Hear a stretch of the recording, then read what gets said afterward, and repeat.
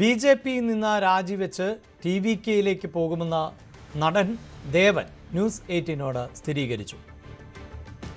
4 ദിവസം മുമ്പാണ് ദേവൻ TVK പ്രതിനിധിയുമായി സംസാരിച്ചത്. TVK പ്രതിനിധികൾക്കൊപ്പമുള്ള ദേവന്റെ ചിത്രങ്ങളും പുറത്തു വന്നിരുന്നു. നടി പ്രിയങ്കയുടെ മധ്യസ്ഥതയിലായിരുന്നു ചർച്ച നടന്നത്.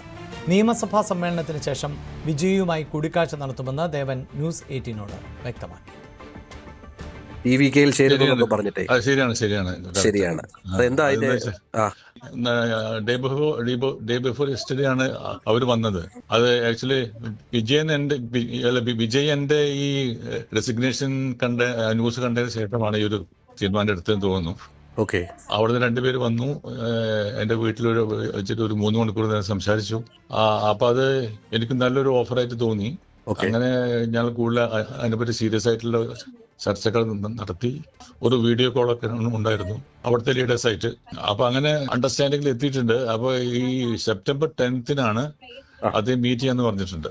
ഞാനും അദ്ദേഹമുള്ള ഒരു മീറ്റിംഗില് അന്ന് നമ്മൾ തീരുമാനം എടുക്കും. അങ്ങനെ അനൗൺസ് ചെയ്യാൻ പറ്റും എന്നൊക്കെയാണ് നമ്മുടെ ഒരു പ്രതീക്ഷ. അപ്പൊ എന്തൊരു ഓഫർ അങ്ങനെ അധ്യക്ഷ പദവിനൊക്കെ കേട്ടിരുന്നു?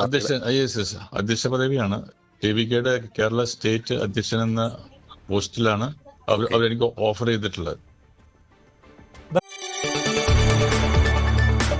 കൂടുതൽ വാർത്തകൾക്ക് news 18 Keralam YouTube channel subscribe ചെയ്യുക.